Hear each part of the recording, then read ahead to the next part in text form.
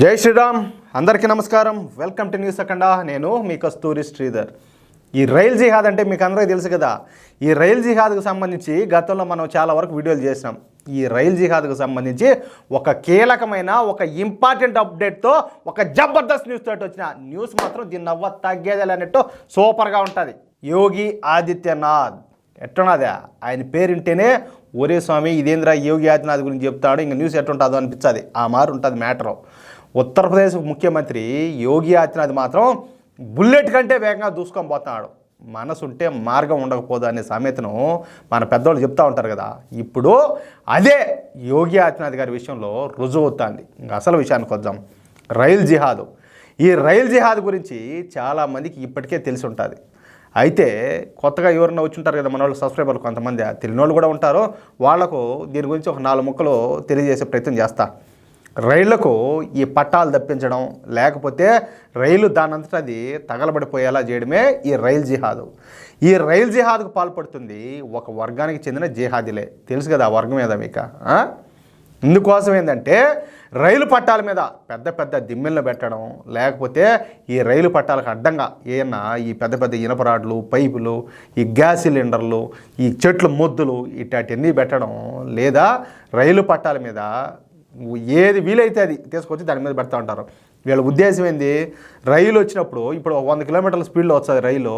ఇప్పుడు ఈ ఇనప వస్తువులో, లేకపోతే ఈ చెట్లు, లేకపోతే ఈ సిమెంట్ దిమ్మెలో, లేకపోతే ఈ బండరాళ్ళు ఒకటి పడి ఇదేంది రైలు పట్టాలు తప్పాలా. పట్టాలు తప్పితే ఏమవుతుంది, ట్రైన్ యాక్సిడెంట్కి గురవుతుంది. అప్పుడు ఏంటంటే రైలు దెబ్బతింటుంది. ఒకవైపు ఆస్తి నష్టం, ఇంకొక ఏంటంటే వందలాది మంది ప్రాణాలు. అది అంటే ఈ పాకిస్తాన్ నుంచి వస్తారు కదా ఎవరు, ఎవలే ముండాకుడుకులు, సంకర్ జాతి ముండాకుడుకులు, ఈ దేశాన్ని ఏదో ఒక విధంగా నాశనం చేయాలని చెప్పేసి వాళ్ళ వారసులు ఇక్కడ కొంతమంది బతున్నారు. ఏది మన దేశంలో ఉంటా, మన దేశంలో తింటా, మన దేశంలో సకల సదుపాయాలు అనుభవిస్తా కూడా ఈ దేశాన్ని ఏదో ఒక విధంగా సర్వనాశనం చేయాలనుకునే వాళ్ళు ఇక్కడ అడుగడుగును కూడా చాలా మంది ఉన్నారు. వాళ్ళు ఇలాంటి ప్రయత్నాలు, ప్రయోగాలు ఎన్నో చేస్తున్నారు. ఇలాంటి పనులు చేస్తారనే ఇలాంటి గాలి ముండాకుడుకులకు అందరికి కూడా నేను జాంబీగాళ్ళు అని చెప్పి పేరు పెట్టినా. ఈ క్రమంలో గత 50 రోజుల వ్యవధిలో ఇలాంటి రైల్ జిహాదీ చర్యలు దాదాపు 20 వరకు వెలుగులోకి వచ్చాయి. అయితే ఈ రైల్వే డ్రైవర్ల ముందు చూపుతో పెను ప్రమాదాలు అయితే తప్పుతున్నాయి. ఇక ఈ రైల్ జిహాదీ కార్యక్రమాలు ఉత్తరప్రదేశ్లో కూడా జరిగినాయి. ముఖ్యంగా ఏంటంటే గత 10 రోజుల వ్యవధిలో 3 సంఘటనలు జరిగినాయి. ఉత్తరప్రదేశ్ మీదుగా ప్రయాణించే సబర్మతి ఎక్స్ప్రెస్ను, అలాగే కాలింది ఎక్స్ప్రెస్ను, అలాగే కాన్పూర్ ఎక్స్ప్రెస్ను పట్టాలు తెప్పించడానికి ఈ జిహాదీగాళ్ళు విశ్వ ప్రయత్నం చేశారు. కానీ ఏంటంటే దేవుడి దయ వల్ల వాళ్ళ ప్రయత్నాలు అయితే అన్నీ కూడా ఫెయిల్ అయిపోయినాయి. అయితే ఈ రైల్ జిహాదీను అరికట్టడానికి యోగి ఆదిత్యనాథ్ ప్రభుత్వం అప్పుడే నివారణ మార్గాలను కనిపెట్టింది. అవి ఏమిటయ్యా అంటే రైల్ జిహాదీ కార్యక్రమాలు ఎక్కువగా ఏంటంటే రైళ్ల పట్టాల సమీపంలో నివాసం ఉండే ఈ జిహాదీగాళ్ళు అయితే చేస్తున్నారు. అర్థమవుతుంది మీకు.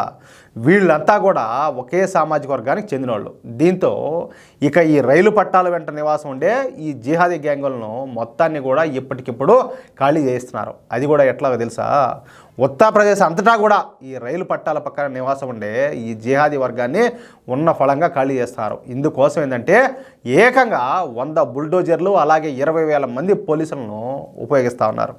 ఇక రైలు పట్టాల వెంట నివాసం ఉండడానికి వీలు లేకుండా ఈ జిహాదీ గ్యాంగులు అక్రమంగా నిర్మించుకున్నటువంటి కట్టడాలను అన్నింటిని కూడా ఈ బుల్డోజర్లతో ధ్వంసం చేస్తున్నారు. అంతేకాకుండా ఆయా ప్రాంతాలలో పటిష్టమైన భద్రతను కూడా ఏర్పాటు చేస్తూ ఉన్నారు. కొన్ని కీలక ప్రాంతాలలో రైలు పట్టాల దగ్గర ఈ పోలీసు పికెటింగ్ను కూడా ఏర్పాటు చేస్తున్నారు.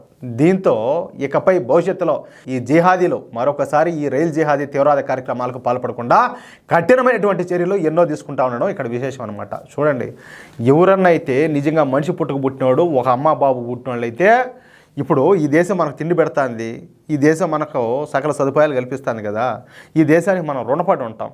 ఈ దేశాన్ని ఏ విధంగా అభివృద్ధి చేసుకోవాలా, ఈ దేశాన్ని మనం ప్రపంచంలో అగ్రగామిగా విశ్వగురుగా ఏ విధంగా చూడాలని చెప్పేసి మనం ఆలోచించాలా, మనం ప్రయత్నం చేయాలా. ఇప్పుడు ఊళ్ళో మనం ఉంటాము, అందరికంటే మనం బాగా బతకాలనుకుంటాము, మన కుటుంబం బాగుండాలనుకుంటాము. అదే మరి ప్రపంచంలో కూడా మన దేశం బాగుండాలని చెప్పి కోరుకోవాలి కదా. నిజంగా ఏదన్నా ఒక విధంగా జరుగుంటే నేనేం చెప్తున్నాను మీకు అర్థం అవుతుంది కదా.